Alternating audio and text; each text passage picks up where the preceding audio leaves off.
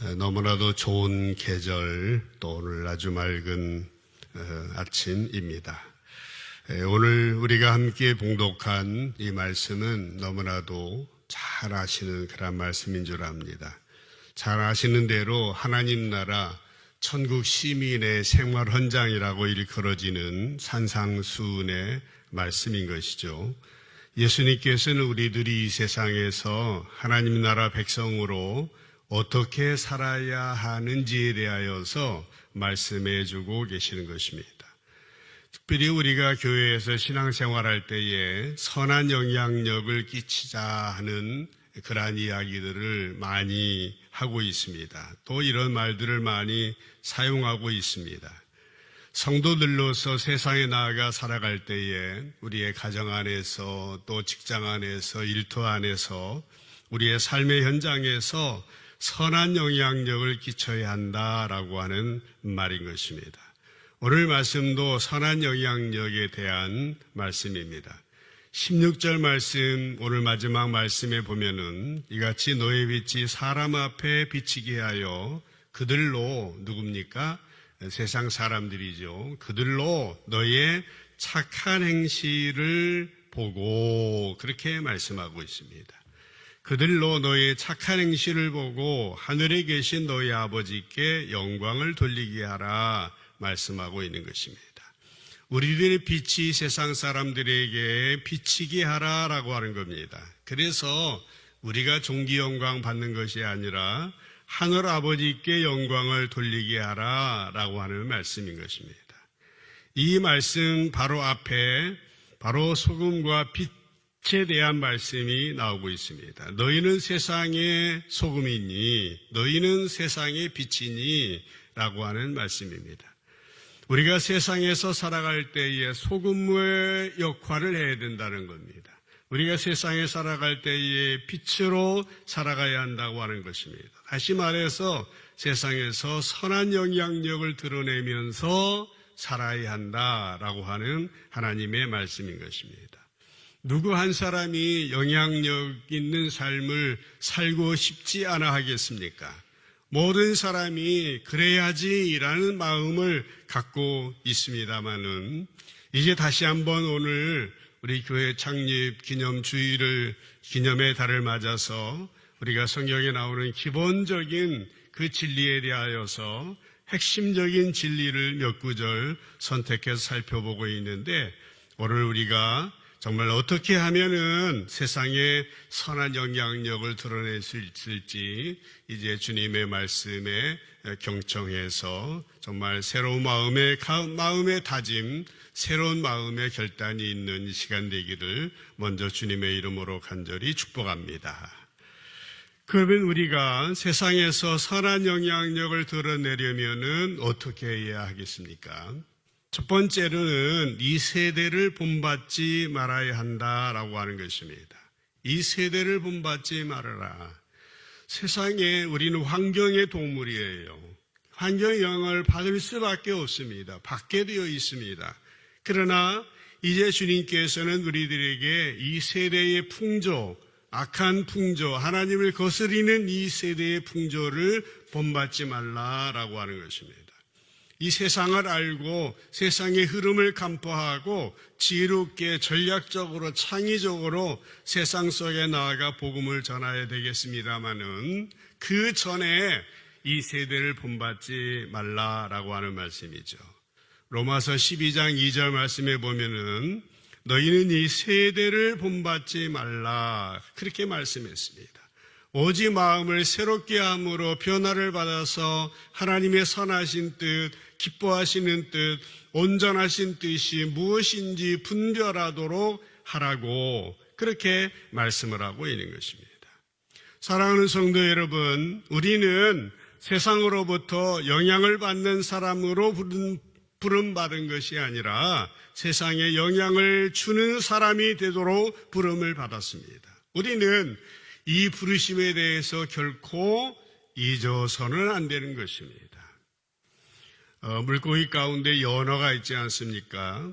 연어는 알을 낳기 위해서 자기가 태어난 강상류로 거슬러 올라가게 됩니다. 물살을 거슬러 올라가는 가운데 도처에 여러 가지 위험들이 나타나게 됩니다. 그러나 연어는 거센 물살을 거스르면서 힘들게 이제 그 태어난 곳으로 올라가게 되는 것입니다. 곳곳에 배고픈 짐승들이 입을 벌리고 길목을 지키고 있습니다. 그러나 연어들은 힘차게 올라갑니다. 연어들은 태어날 때부터 자기들이 태어난 강 상류로 올라가서 알을 낳는 본능을 가지고 있는 것입니다. 연어는 자기가 태어난 곳으로 돌아가기 위해서 평균 1000마일을 여행한다고 합니다. 1000마일은 키로로 따지면 1600km를 여행한다고 합니다. 가는 중에 온갖 상처를 입으며 강물을 역류에 올라가는 고난을 감수합니다. 또 연어는 알을 낳기까지 아무것도 먹지 않는다고 합니다. 그리고 알을 낳게 되면 그때의 그 생을 마감한다라고 하는 것입니다. 사랑하는 성도 여러분, 우리가 하나님의 자녀로 주님의 그리스도의 제자로 부름받아서 이 땅에 살아가고 있는데 오늘 우리들의 모습이 어떠해야 되겠습니까? 오늘 연어의 이런 본능을 보면서 이 세대를 본받지 말고 새롭게 변화를 받아 살아가야 할 성도들의 모습을 여기에서 찾아볼 수 있는 것입니다. 우리는 부름받은 하나님의 백성으로서 이 세상의 풍조를 본받지 말고 새롭게 변화되어져서 세상에 영향력을 끼치는 저와 여러분 되시기를 주님의 이름으로 간절히 축복합니다. 두 번째로 우리가 세상에 영향력을 끼치는 사람으로 살기 위해서는 우리는 이제 좋은 교제권 가운데 있어야 됩니다. 성도의 교제, 코이노니아라고 그러죠. 성도의 교제. 이제 단순히 모여서 대화하고 밥 먹고 놀고 그런 차원을 포함하면서 성도들의 아름다운 교제, 말씀을 통해서 은혜를 나누고 아픔을 나누고 서로 위로하고 축복하고 격려하는 그런 모임입니다. 여러분, 우리가 신앙생활하고 교회에 나오시는 이유가 어디에 있습니까? 가장 먼저는 예배죠. 하나님을 예배하기 위해서 우리가 교회에 나오는 겁니다. 물론 혼자 예배할 수도 있어요. 하지만은 혼자 예배로만 머물러 있으면 안 되죠. 공동체로도 모여서 예배를 드려야 됩니다. 내 옆에 앉아있는 형제와 자매들과 같은 찬송을 부르고 같은 마음으로 기도하고 같이 하나님 말씀을 듣고 같이 은혜를 받고 같이 결단하고 같이 하나님의 일에 참여하는 것입니다. 우리가 예배뿐만 아니라 왜 또 교회에 나옵니까? 성도의 교제 때문인 것입니다. 코이노니아입니다. 좋은 교제를 이루어야 하는 것입니다. 사람들은 이 교제를 통하여서 위로를 받고 격려를 받게 되는 것입니다. 이 교제를 통해서 여럿이 함께 무슨 일을 하거나 함께 책임을 지려고 하는 공동체의 연대의식을 갖게 되어지는 것입니다. 연대가 되어지는 것입니다. 우리는 공동체에서 교제를 통해서 성도로서 이 세상 속에 나아가 공동의 책임의식을 배우고 공유하게 되어지는 것입니다. 우리가 교회에 나오는 그러한 목적은 예배하기 위해서 성도의 교제를 위해서인 것입니다. 결코 다른 목적을 위해서 나와서는 안 됩니다. 물론 처음에는 어린 신자로서 이기적인 다른 이유를 가지고 나올 수도 있을 거예요. 그러나 얼마 시간이 지나면서 깨달음이 와야 됩니다. 성도로 하나님의 자녀로 가져야 될 바른 생각을 가지고 나와야 되는 것입니다. 디모데후서 2장 22절에 보면은 또한 너는 청년의 정욕을 피하고 주를 깨끗한 마음으로 부르는 자들과 함께라고 말하고 있습니다. 함께 의와 믿음과 사랑과 화평을 따르라라고 말씀하고 있습니다. 새로 보일 쉬운 성경에 보면은 깨끗한 마음을 가지고 주님을 신뢰하는 사람들과 함께라고 말하고 있습니다. 함께 바르게 살려고 노력하며 믿음과 사랑과 평안을 추구하기를 바란다라고 사도 바울은 믿음의 아들 디모데에게 권면하고 있는 것입니다. 좋은 믿음의 친구들과 교제를 나누는 겁니다. 또 한글 소개하면 고린도전서 15장 33절에 보면은 속지 말라, 악한 동무들은 선한 행실을 더럽힌다라고 말했습니다. 속지 말라고. 또 쉬운 성경으로 볼까요? 속지 마십시오. 나쁜 친구를 사귀면 좋은 습관도 나쁘게 됩니다. 라고 번역이 됐습니다. 두 말씀 모두 다 교제의 중요성에 대하여서 일깨워 주는 말씀이라고 봅니다. 오늘 저와 여러분이 함께 봉독한 본문 말씀 가운데 보면은 너희는 세상의 소금이니 라고 말씀하셨습니다. 너희는 세상의 빛이니 라고 말씀을 하셨습니다. 여러분, 이 말씀을 하실 때에 예수님은 어떤 생각으로 이 말씀을 하셨을까요? 먼저 주목해 보아야 할 것은 세상의 소금, 세상의 빛이다라고 하는 말씀인 것입니다. 우리는 먼저 세상 속에서 소금이 되고 세상 속에서 빛이 되어야 한다라고 하는 것입니다. 여기 의라고 하는, 세상의라고 하는 의미를 우리는 잘 이해해야 됩니다. 우리는 소금이라고 하는 정체성을 가져야 하는 것입니다. 소금의 정체성은 뭡니까? 왜 소금이라고 합니까? 자기 때문에 그렇지 않습니까? 소금의 정체성이라고 하는 말은 짠 겁니다. 빛의 정체성은 뭡니까? 밝게 하는 거지요. 이 정체성, 소금은 짠맛을 유지할 때만이 소금의 역할을 다할 수가 있는 거예요. 그러나 짠맛을 잃게 되면은 더 이상 소금 구실을 하지 못합니다. 맛을 낼 수 없어요. 부패를 방지할 수 없는 것입니다. 소금이 짠맛을 낼 때만이 맛을 내고 썩은 것을 막을 수 있는 것입니다. 또 소금이 짠맛을 낼 때에, 소금의 짠맛을 섭취할 때에 우리의 생명이 유지되게 되는 것이죠. 생명을 유지하는 데에 소금이 필수적인 요소 아니겠습니까? 그래서 하나님께서는 우리가 날씨가 덥고 땀을 많이 흘리게 되면은 이제 염분을 섭취하도록 그렇게 하시지 않았습니까? 그렇습니다. 소금의 짠맛이 소금의 정체성이듯이 빛의 정체성이 밝히 비춰주는 것처럼 주님의 제자들은 세상에 나아가서 이제 크리스찬으로서의, 성도로서의 정체성을 유지해야 된다라고 하는 것입니다. 그러면 우리가 성도로, 신자로서의, 크리스찬으로서의 정체성을 형성하는 데는 어떤 것들이 있는가라고 하는 것입니다. 신자의 정체성, 한번 질문해 보세요. 나의 정체성은 무엇인가?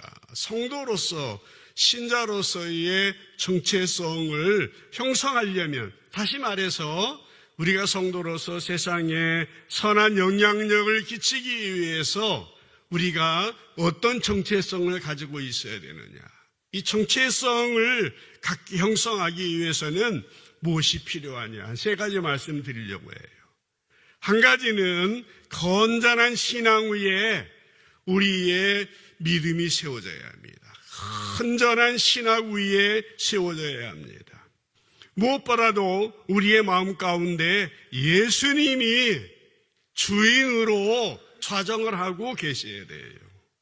예수님이 우리가 거듭났다, 구원받았다, 하나님의 자녀가 되었다, 구원의 확신이 있다, 천국의 확신이 있다. 그 무엇 때문에 그렇습니까? 우리 마음속에 주님이 주인으로 좌정하시고 통치하시고 다스리시고 주님이 내 안에 주인으로 계셔야, 다시 말해서 우리 마음속에 천국이 이루어져야 하는 것입니다. 천국의 마음을 가지고, 예수님의 마음을 가지고 찬양하고 기도하고 봉사하고 헌신을 해야 되는 겁니다. 질문해 보세요. 우리가 성도로서의 정체성을 형성하는 것은 가장 중요한 겁니다. 내 마음에 하나님 나라가 이루어지고 있는가? 천국이 이루어지고 있는가? 천국에는 뭐가 있습니까? 기쁨이 있어요. 자유가 있습니다. 평안이 있습니다. 능력이 있는 것입니다. 무엇보다도 예수님의 마음, 예수님의 성품, 온유하고 겸손한 그런 성품의 사람이 되어야 됩니다. 아무리 유능하고 아무리 실력이 있다 할지라도 그 사람이 가지고 있는 신앙과 신학이 건전하지 아니하면은 세상에 선한 영향력을 끼칠 수 없는 것입니다. 건전한 신앙과 신학은 마치 인정받는 회사에서 나온 제품과 같습니다. 저는 신앙서적을 볼 때 가장 먼저 어느 출판사에서 나온 책인지 봅니다. 어느 출판사에 나온 어느 책인지, 어떤 사람이 썼는지 그걸 봅니다. 그래서 이런 출판사에서 나온 책은 믿을 수 있는 책이라고 생각하고 어떤 출판사에서 나온 책은 볼 필요가 없습니다. 요즘에 인터넷에 유튜브에 온갖 이 자료들이 전해지고 있습니다만은 우리는 잘 분별을 해 봐야 됩니다. 그럴듯하고 못 들어주고, 어느 때 한번 우리 그 지방회장 같이 한 그런 그 그룹 카톡에 막 멋진 막 합창을 막 화음에다가 막 찬송가인데 보니까 어디서 나온가 하면은 그 중국의 뭐 왕이신 뭐 그리스도 교회인가 거기서 나온 어마어마합니다. 완전히 막 그 AI로 한 것처럼 막 못 들어지죠. 우리가 아무리 내용이 좋아도 이단 종파와 관련이 있는 사람의 글이라든지 신천지와 관련된 그러한 글이라든지 그러면 세상에 영향력을 줄 수가 없는 것입니다. 우리는 우리의 믿음은 건전한 신앙과 신학의 기초 위에 세워져야 한다고 하는 겁니다. 기초가 중요한 겁니다. 하나 더 말씀드리면은 신자의 정체성을 형성하는 것은 희생의 정신인 것입니다. 희생에 대해서는 아무리 강조해도 지나치지 않는 것은 뭐 때문입니까? 예수님께서 우리를 위해서 희생제물로, 대속제물로, 대속물로 오셨기 때문에 그러한 것이죠. 예수님께서 우리에게 자기의 생명을 내어주신 대가로 우리는 구원받고 우리는 하나님의 자녀가 되었던 것입니다. 대속물로 예수님이 오신 거예요. 그래서 사도 바울은 고린도전서 6장 20절에서요. 너희는 너희 자신의 것이 아니라 값으로 산 것이 되었으니, 값을 치르고 산 것이 되었으니, 그러므로 너의 몸으로 하나님께 영광을 돌리라. 그렇게 말하였습니다. 그렇습니다. 우리는 하나님께서 값을 치르고 산 존재들인 것입니다. 우리는 은혜로 죄를 용서받고 주님의 자녀가 되었습니다. 그러므로 우리의 몸으로 하나님께 영광 돌리는 삶을 살아야 됩니다. 이것이 바로 성도의 본분인 것입니다. 그런데 보통 희생이라고 하는 말을 하면 부담스럽게도 생각하고 또 거북하게도 생각되는 것이 사실입니다. 그러나 그렇게 생각하지 않았으면 좋겠습니다. 왜 그렇습니까? 희생이라고 하는 말은 거창한 것이 아니라 다른 표현으로 한다면은 이기적으로 살지 않는 겁니다. 인간은 생내적으로 이기성을 가지고 있어요. 자기 사랑할 줄 알아야 됩니다. 그래야 다른 사람도 사랑할 수 있는 겁니다. 그러나 자기 사랑만 하면은 그 문제가 생기는 거예요. 이게 이기주의라고 하는 것입니다. 미국의 유명한 작가인 켄 블랜차드라고 하는 사람은 오늘날 성공적인 리더십을 위한 핵심 단어는 권위가 아니라 영향력이다. 그렇게 말하였습니다. 권위라고 하는 말, 물론 권위는 있어야 되죠. 그런데 권위가 권위주의로 빠져들어가면은 문제가 생기는 것입니다. 얼마 전까지만 해도 권위주의적인 리더십을 강력한 리더십으로 꼽았었습니다. 그런데 신기하게도 어느 때부턴가는 권위주의라고 하는 말이 사라졌습니다. 이제는 어디에서도 권위주의라는 말을 하는 사람은 찾기 어렵습니다. 대통령이라도 국회의장이라도 대법원장이라도, 물론 권위가 너무 추락해서 문제가 될 수도 있겠습니다만은 이제 권위는 그 권위는 스스로 세우는 것이 아니죠. 이제 어디에서도 권위주의라고 하는 말을 하는 사람을 찾기 어렵습니다. 이제 리더십은 권위주의적인 리더십 대신 섬김의 리더십, 종으로서의 리더십, 희생으로서의 리더십이 필요한 시대인 것입니다. 그래서 세상에서도 예수님의 리더십을 연구하고 있는 것이에요. 어느 공동체이든지 간에 구성원들이 서로가 내 몸과 같이 돌보아 주는 겁니다. 희생하는 겁니다. 섬기는 것입니다. 그래서 공동체에 영향력을 끼치는 리더십이 진정한 리더십이라고 하는 것입니다. 우리가 성도라고 한다면은 우리가 희생정신에 대해서 생각하고 있는데 크리스찬의 정체성을 형성하는 세상에 영향력을 끼치기 위해서는 우리 이기심을 버리고 희생의 정신, 이제 예수님의 그 정신을 닮아야 한다라고 하는 것입니다. 한 가지만 더 말씀드리면 성도로서의 정체성을 형성하는 것은 오늘 말씀에 나옵니다마는 착한 행실이 있어야 되는 것입니다. 건전한 신앙과 신학 위에 세워질 뿐만 아니라 희생정신을 가지고 살아갈 것이고 그것이 우리의 삶 속에 착한 모습으로 착한 행실로 드러나야 하는 거예요. 16절 말씀인데요. 함께 한번 읽어보도록 하겠습니다. 16절입니다. 화면에도 있습니다. 시작. 이같이 너의 빛이 사람 앞에 비치게 하여 그들로 너의 착한 행실을 보고 하늘에 계신 너의 아버지께 영광을 돌리게 하라. 아멘. 너의 빛이 사람 앞에 비치게 해서 너의 착한 행실을 보고 하나님께 영광 돌리게 하라 라고 하는 것입니다. 근데 여러분, 언제 어디서부터 잘못된 것인지 모르지만은 우리들에게는 착한 행실에 대하여서 가볍게 여기고 이제 우습게 보는 경향성들이 있는 것 같습니다. 그렇지 않습니까? 믿으면 되지 뭐.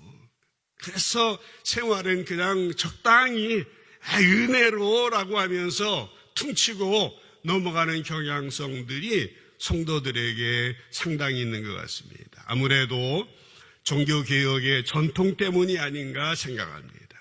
믿음으로 구원받는다고 하는 그 중세의 교회는 행함을 너무 강조하다가 보니까 그 면벌부를 팔고 돈 주고 뭐 죽은 조상들까지 연옥에 있는데 천국 가게 하려면 뭐 내야 된다고 막 그 천당표를 팔아먹으니까 거기에 문제를 가지고 믿음을 강조했는데 성경을 여러분 우리는 성경을 볼 때에 전체적으로 볼 줄 알아야 됩니다. 시야가 균형이 맞아야 됩니다. 성경은 스펙트럼이 넓습니다. 아주 넓은 마음을 가지고 성경의 많은 부분은 믿음과 함께 행함이 강조되어져 있습니다. 먼저는 믿음이에요. 믿음과 행함은 조화를 이루어야 됩니다. 여러분의 신앙을 한번 생각해 보세요. 내 내면과 외면이, 나의 가정과 밖에서의 생활이, 교회 안에서의 내 모습과 세상에서의 모습이 조화를 이루어야 되는 겁니다. 위치적으로도. 우리가 우리 생각으로도 믿음만 강조하는 것이 지나치다가 보니까 행함에 대하여서 착한 행실을 가볍게 보는 경향성들이 있는 겁니다. 세상도 요즘에는 안 그래요. 부드러운 리더십, 따뜻한 리더십, 섬김의 리더십. 행함이 얼마나 중요한지 모릅니다. 근데 기독교를 무례한 기독교라는 책도 나와 있어요. 무례한 기독교. 매너가 없는 겁니다. 품위가 없어요. 정말 귀한 진리의 말씀을 가지고 있음에도 불구하고 아주 멋 없이 버릇 없이 세상 속에 뒤미르는 겁니다. 누가 그걸 받아들이겠어요? 베드로후서 1장 5절로 9절 말씀에 보면은 그러므로 너희가 더욱 힘써 너의 믿음의 덕을, 믿음의 덕이 뭐예요? 덕스러워야 돼요. 믿음 중요해요. 시작이 믿음이잖아요. 그런데 믿음의 덕을, 덕의 지식을, 지식의 절제를, 절제의 인내를, 인내의 경건을, 7절에 보면 경건의 형제우애를, 형제우애의 사랑을 더하라. 멋있죠? 외우고 싶지 않습니까? 저도 못 외웁니다마는 외우고 싶은 충동이 나네. 8절에 보면은 이런 것이 너희에게 있어 흡족한즉 너희로 우리 주 예수 그리스도를 알기에 게으르지 않고 열매 없는 자가 되지 않게 하려니와. 그랬네. 넘기지 마요. 8절에 보면은 이런 것이 너희에게 있어 흡족한즉, 이 말은 세 번역에 보니까 이런 것들이 여러분에 있고 또 여러분에게 풍성하면 이란 뜻이에요. 흡족한즉, 너희에게 충분하게 이런 것들 위해서 말한 이러한 것들이 있으면, 풍성하면 너희로 우리 주 예수 그리스도를 알기에 게으르지 않고 열매 없는 자가 되지 않게 하겠다라는 겁니다. 이런 게 있으면. 그런데요, 9절에 보세요. 이런 것이 없는 자들, 위에 말한 이런 것들, 이런 예수님의 성품, 이런 것들이 갖추지 않는 자, 이런 것이 없는 자는 뭐라고 했어요? 맹인이라. 따라합시다. 맹인이라. 네. 맹인이래요. 눈먼 사람이라. 이런 성품을 갖추지 않는 사람은 눈먼 사람이다. 그래서 이 눈먼 사람은 어떻게 돼요? 멀리 보지 못해요. 그의 옛 죄가 깨끗하게 된 것을 잊어버린 사람이다라고 하는 거예요. 그런 성품을, 그런 삶을 갖고 있지 아니하면 9절 말씀만 쉬운 현대어 성경으로 가져왔어요. 믿음만 있으면 그만이라고 여기고 더 이상 아무것도 추구하지 않는 사람은 장님이든지 심한 근시안입니다. 그렇게 말했어요. 근시안이라는 거예요. 믿음만 있으면 그만이라고 여기고 더 이상 아무것도 추구하지 않는 사람은 장님이라는 거예요. 심한 근시안이라는 겁니다. 그런 사람은 하나님께서 주님을 위해 강하고 올바르게 살 수 있도록 죄에 물든 옛사람에서 구원해 주셨다는 것을 까맣게 잊어버린 사람입니다. 그렇게 번역이 되어 있어요. 저는 근시라서 근시가 뭔지 잘 알아요. 가까운 것만 보는 거예요. 먼 데 있는 거, 먼 데 있는 모릅니다. 저는 안경 도수가 엄청 높아요. 공부를 많이 해가지고. 근데 눈이 약해요. 그래서 수술도 해야 되는데 뒤에 계시면 몰라요. 누구 오셨나. 그래서 교육자들한테 누구 왔냐 물어봅니다. 어스름 그림자처럼. 그러니까 좋은 거 있어요, 여러분들. 조르셔도 못 봐요. 그런 거 걱정하지 말고 주무십시오. 네. 그건 못 봐요. 보는 것 같죠? 못 봅니다. 그런데 어스름 끄떡끄떡 하는 건 보입니다. 그 정도는. 베드로 사도는 하나님의 뜻이 무엇인지 큰 그림으로 볼 수 없는 사람을 장님이라고 했고 심한 근시안을 가진 사람이라고 한 것이에요. 그러므로 여러분, 우리는 절대로 착한 행실을 가볍게 여겨서는 안 되는 것입니다. 착해야 됩니다. 우리 그 목회자들 사이에서도 착하게 살아야 돼요. 언제 누구한테 어떻게, 하나님은 잘 모르시니까 아시는 거 우리가 잘 모르잖아요. 나중에 야단치실지 모르는데 사람은 알거든요. 사람은 알거든요.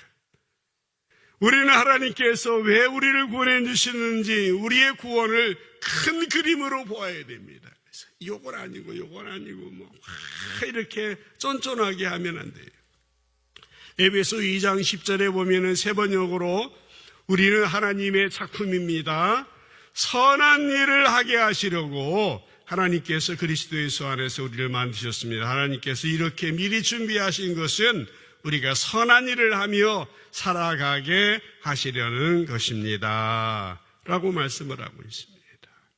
우리는 정말 큰절한 신앙과 신학 위에 그리고 희생정신과 착한 행실 위에 신자로서의 정체성을 형성해야 됩니다. 그러니까요, 예수님께서 14절에서 너희는 세상의 소금이다 라고 말씀하신 것은 우리들이 세상 속에 나아가 그리스도인으로 그리스도의 제자로 정체성을 계속 유지하라 라고 하는 말씀인 거예요.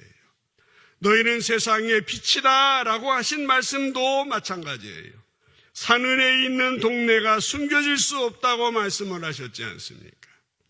전통적으로요, 교회는 모든 사람들이 잘 볼 수 있는 언덕 위에 지어졌습니다. 언덕 위에 좁은 종탑이 있는데 그 위에 종이 있습니다. 당시에는 시계가 드물기도 했습니다마는 교회에서 치는 종소리를 듣고 이제 모든 사람들이 생활을 했던 것이죠. 예수님은 제자들에게 산 위에 있는 동네처럼 모든 사람들에게 너희의 빛이 드러나도록 하라고 말씀을 하고 있는 것입니다. 우리는 세상의 소금으로, 세상의 빛으로 온 누리에 선한 영향력을 드러내야 됩니다. 하비쿡스라고 하는 유명한 신학자가 있는데요, 이분이 세속도시라고 하는 유명한 책을 썼습니다. 이분은 1965년도부터 2009년까지 생존하신 분인데 은퇴하기까지 무려 44년 동안이나 하버드 대학교 종교신학교에서 종교학을 가르친 분입니다. 그의 세속도시라고 하는 그 책에 보시게 되면은 오래전에 쓴 책인데도 불구하고 세속화되는 사회 속에서 교회 역할에 대해서 논의하던 가운데 그는 예언자적인 안목으로 교회의 문제들을 다루었습니다. 교권의 세습 문제, 성장 제일주의 문제, 교회의 대형화 경쟁 등등의 문제를 수십 년 전부터 다루었는데 그는 특별히 세속화된 사회의 특징 중에 하나를 뭐를 봤는가 하면은 익명성이라고 봤습니다. 익명성이라고 하는 겁니다. 익명성이 뭔지 아시죠? 현대인들은 자기가 누구인지 군중 속에서 대중 속에 숨어서 정체를 드러내려고 하지 않습니다. 정체가 드러나면 불안한 겁니다. 군중 속에 고독을 느끼기 때문에 소속하기는 원하지만은 이름이 드러나는 것을 별로 좋아하지 않습니다. 그래서 이제 교회 성장학자들은 많은 사람들이 왜 큰 교회로 가려고 하느냐, 그 이유를 익명성이 보장되기 때문이라고 분석하기도 하였습니다. 잘 생각해 보십시오. 나의 신앙은 어떤 신앙인지. 우리 교회 오신 분들은 익명성보다는 드러남으로 말미암아 가족과 같이 서로 알고 어려움을 나누고 서로 위로하고 격려하며 축복하는 우리 교회 같은 교회는 공동체성이 강한 교회이지 않습니까? 그러다 보니까 조금 이상한 사람들은 우리 교회 안에서 잘 뿌리를 내리지 못합니다. 신천지에 소속된 분들이 오면은 아마 한 달이 못 돼서 드러나서 스스로 나갈 거요. 그 정도로 삶이 오픈이 되어 있습니다. 여러분, 숨기지 마세요. 가리지 마세요. 다 알아요. 자기만 모르지. 우리 공동체의 강점이 뭡니까?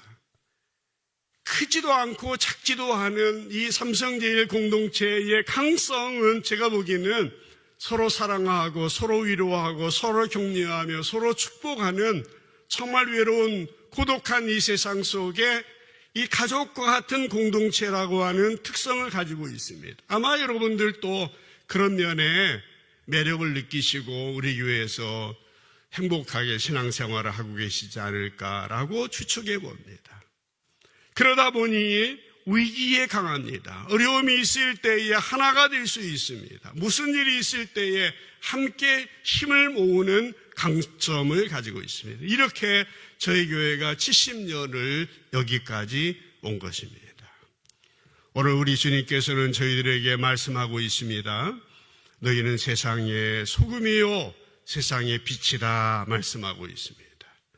무엇보다 여러분 신앙을 점검해 보시길 바랍니다. 온전한 복음적인 신학 위에 여러분들이 세워져야 합니다. 그래서 말씀 공부가, 그래서 기도가, 그래서 전도가. 오늘 집사님이 정말 그 기도 잘 해주셨는데 온전한 신앙 속에 세워져야 합니다.